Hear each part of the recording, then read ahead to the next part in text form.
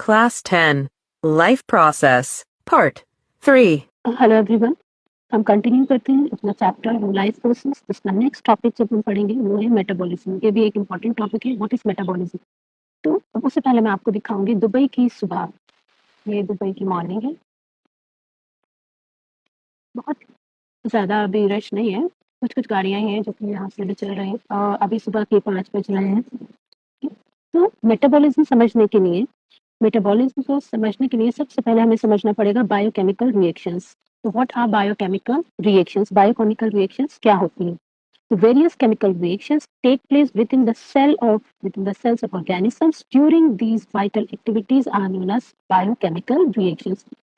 तो वेरियस, यहाँ पे ध्यान से देखिए, वेरियस केमिकल रिएक्शंस, जो बहुत सारी अलग अलग केमिकल रिएक्शंस जो टेक प्लेस करती हैं, लाइक होती है, that take place within the cell, cell के अंदर। ठीक है, जो एक्टिविटीज हैं बॉडी के अंदर कंटिन्यूस होती रहती है, कुछ सेल के अंदर होती है, कुछ सेल के बाहर होती है। जो एक्टिविटीज सेल के अंदर होती है उन्हें इंटरसेलुलर एक्टिविटीज कहते हैं, और जो एक्टिविटीज सेल के बाहर होती है उन्हें एक्स्ट्रा या आउटर सेलुलर एक्टिविटीज कहते हैं।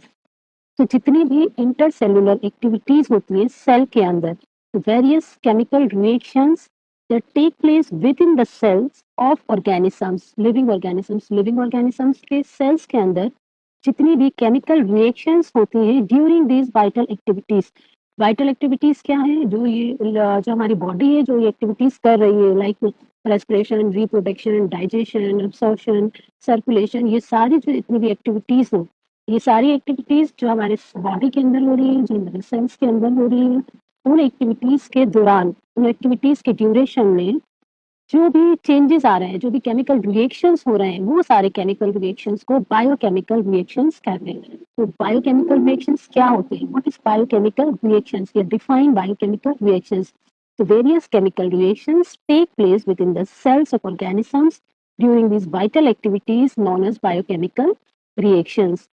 अब वो क्या हो रहे हैं, कौन सी वाइटल एक्टिविटीज हैं? Like cellular respiration. जो सेलुलर रेस्पिरेशन होता है, जब हम रिस्पायर करते हैं, जब फूड खाते हैं, उसके बाद जो एनर्जी होती है वो एनर्जी कन्वर्ट होती है प्रोटीन में, कार्बोहाइड्रेट में, फैट में, देन एडीपी बनाती है, देन एटीपी बनाती है। ये एटीपी जो होता है ये कन्वर्ट होता है, अगेन ब्रेक होता है एनर्जी में। तो ये सारा जो प्रोसेस हो रहा है, ये सारी जो केमिकल रिएक्शंस हो रही हैं, ये सारी बायोकेमिकल रिएक्शंस होती है।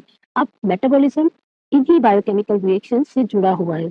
Metabolism is a word used to describe the sum of the total of all the chemical and physical changes that are constantly taking place in living matter and necessary for the life. This is the definition of metabolism. तो metabolism वो word है जो कि use करता है, describe करता है, जो कि यूज करता है डिस्क्राइब, जिसको हम यूज करते हैं डिस्क्राइब करने के लिए कि मेटाबॉलिज्म सम ऑफ पूरी जितनी भी फिजिकल और केमिकल चेंजेस हो रहे हैं, जैसे हमने पढ़ा बायोकेमिकल रिएक्शंस। ठीक है, तो ये केमिकल रिएक्शंस हो रही हैं, तो जितनी भी फिजिकल और केमिकल रिएक्शंस जो कि बॉडी में हो रही हैं, सेल के अंदर हो रही हैं, बायोकेमिकल रिएक्शंस है जितनी भी, ये इन एक्टिविटीज के ड्यूरेशन में हो रही हैं, इन सारी एक्टिविटीज को मेटाबॉलिज्म कहते हैं। ये लिविंग ऑर्गेनिजम्स के अंदर होती हैं, कॉन्स्टेंटली होती रहती हैं, और ये लाइफ के लिए बहुत ज्यादा नेसेसरी है। तो आप आई होप आप समझ गए होंगे what is metabolism. Metabolism is the collection of sum of all the physical and chemical activities that continuously taking place inside the living matters or living body that are necessary for the life. तो ये हो गया metabolism.